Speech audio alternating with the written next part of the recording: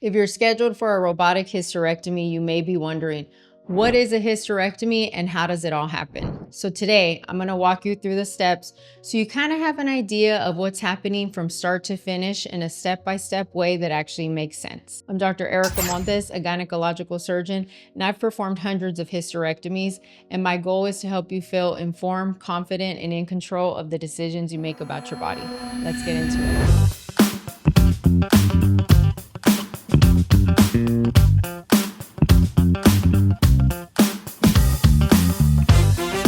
So first things first, what is a hysterectomy? The definition of a hysterectomy is removal of the uterus, which may or may not include the cervix and or ovaries, usually for a variety of conditions. And the most common conditions are usually due to fibroids, endometriosis, adenomyosis, or heavy menstrual bleeding, just to name a few. It's also the second most common surgery after a cesarean delivery for women. So describing and reviewing the steps as a gynecological surgeon may help you feel more prepared and informed for your day of surgery. Sometimes patients will tell me, I don't even know what happened during surgery. I just woke up and it was done. So let's go ahead and fill in that gap. First, let me show you a robotic hysterectomy video in 90 seconds.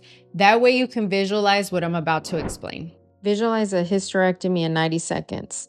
After entering laparoscopically, you remove any adhesions from previous surgeries and the uterus comes into view.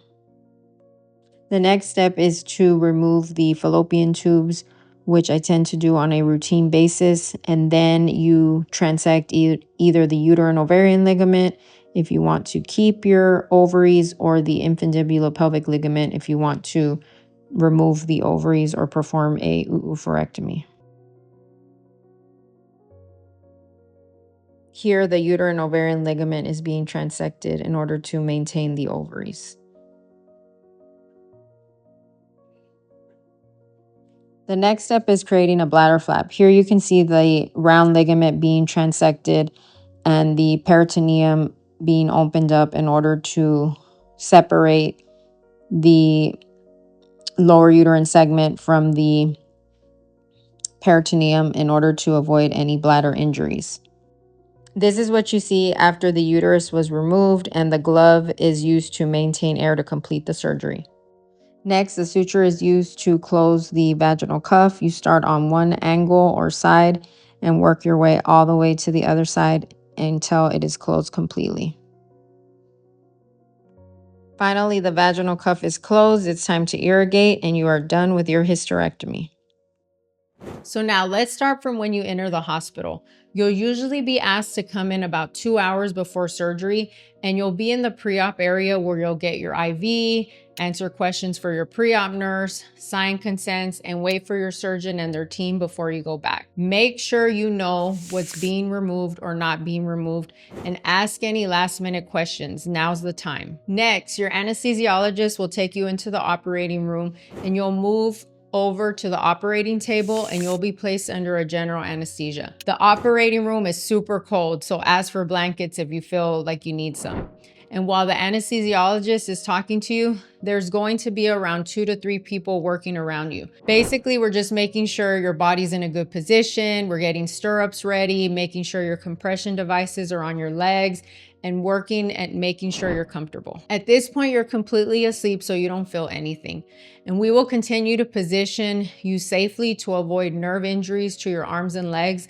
And we'll also put you in a position that makes performing the surgery easier for the surgeon and the assistant. At this point, most surgeons will do an exam under anesthesia just to get a feel of the anatomy, kind of see how big the uterus is, where the fibroids are located, which sometimes can change the plan for surgery. And I've received a lot of comments on my Instagram videos lately about whether or not students or trainees are allowed to do exams under anesthesia. And in my practice, I don't routinely have students or trainees. So for me, this isn't something that would happen, but it's important to know that recently there is some new guidance from the United States Department of Health and Human Services that require consent for exams like breast, pelvic, prostate, or rectal exams for educational and training purposes performed by medical students, nurse practitioners, or physician assistants. And I've mentioned this before in another video. It's always important to ask your surgeon who will be in the operating room and what their role is for your surgery. Next, your surgeon and their assistants will go scrub while the operating room nurses are prepping your abdomen and vaginal area with some special soaps to help prevent infections. Sometimes these soaps can cause irritation or rashes, so be sure to shower within 24 hours to rinse off any excess soap. I remember one OR day I did 5 cases and 4 of the patients that day had irritation or burning that night and the next night. I'm not sure what happened. It may have been a more potent batch, but it made me think about trying to rinse patients off even more thoroughly before they wake up. And also telling you all, make sure you take a shower. That way you can further dilute that soap. At this point, we do the timeout to confirm the procedure, and everyone will be in agreement with what surgery is being performed, if you have any allergies, what antibiotics you received, and if there are any concerns. After you're prepped, you will be draped. And then at this point, I usually direct my attention to the vagina, where most surgeons will place a device into the uterus that has a cup around the cervix called a uterine manipulator, and that helps us move the uterus during surgery for better visualization. At the same time, I'll also place a Foley catheter in the bladder to keep it empty and protected. Next, I move to the abdomen. The surgeon will usually make a small incision around your belly button or in the left upper abdomen and place a device inside to gently inflate the abdomen with gas. This gives us space to see and to work. At this point, we'll place a few small ports for our entry points into the abdomen in order to accommodate our instruments. And most surgeons will perform a robotic hysterectomy with about 3 or 4 small incisions, sometimes even 5. And patients always ask, how do you remove the uterus through those small incisions? Well, there's actually another incision called a vaginal cuff, which we will soon discuss. Now, the robot. So for a robotic hysterectomy, we dock the robotic arms to those ports, and no, the robot's not doing the surgery on its own. I'm controlling everything from a console near the operating table while my assistant is right next to you, handing me things and helping me move the uterus to help me with visualization. Now we actually begin the surgery. I usually start at the adnexa, which is the area that includes the ovaries and fallopian tubes. And if the plan is to remove the ovaries, the surgeon will coagulate or burn and cut a ligament that comes from the pelvic sidewall to take the ovary. But if the surgeon is preserving the ovaries, then the ligament between the uterus and ovaries is coagulated and cut on each side. Next, the surgeon works step by step to safely separate the uterus from its supporting structures. And the uterine vessels are coagulated or burned and cut, and the bladder is removed from the lower portion of the uterus in order to avoid injury. Now, this is important, ladies. If you've had cesarean deliveries, you may have some scar tissue between the bladder and the lower part of the uterus called adhesions. So they do have to be separated in order to remove the uterus. And I always tell patients that someone can have several C-sections and it looks like no one was ever there, or someone can have just one C-section and there can be so much scar tissue, it's unbelievable. We always say with gynecological surgery, we just never know what we're going to get, so we always need to be prepared for any situation. Once everything is safely detached, the surgeon will make an internal incision at the top of the vagina, and this is called the colpotomy. And through that opening, the uterus and cervix are removed, as long as the uterus isn't too enlarged from things like fibroids. This is usually the part patients are most surprised by when they learn about how the uterus was removed. And as you saw in my 90-second hysterectomy video, there was a blue glove right around the opening, and everyone always has questions. The reason the glove is there is it's to hold air inside the abdominal cavity while the cuff is being sutured closed. And yes, it's removed at the end of surgery. Again, the area after closure is called the vaginal cuff, and I have more videos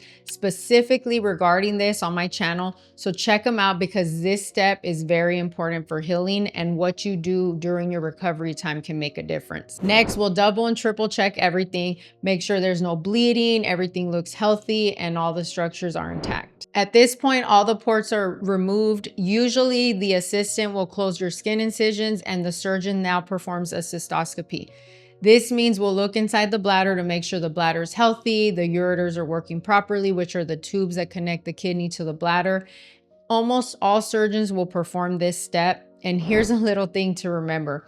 Your urine might be a different color the first day of surgery, such as a reddish orange, blue, or even a neon yellow, since we use certain agents to dye the urine. That way we can make sure that the flow is coming from the ureters. It's temporary and there's no need to be alarmed, but it's good that you know. After this, the anesthesiologist will extubate you and you'll wake up and go to recovery. Patients have said that they felt like they just went to sleep and the next thing they knew, they were waking up. Also, and I love this, patients whose uterus is enlarged can feel relief almost immediately. I remember one of my patients who had a 1,000-gram uterus, which actually weighs a little over 2 pounds. She told me the next day that the relief she felt as soon as she woke up was very noticeable in the recovery area, and I love that. Keep in mind, a uterus without fibroids is roughly around 100 grams, so her uterus was 10 times the size, and she could definitely tell the difference. I hope all these steps will help you have some knowledge prior to your surgery day and make it a little less intimidating. So remember that surgery is only one part, but the recovery afterwards is just as important. And I will discuss in upcoming videos recovery tips, the risks versus benefits of keeping or removing your ovaries at the time of hysterectomy, and also the importance of a hormone plan before surgery. If you take anything from this video, it's that understanding your surgery can take a lot of the fear out of it.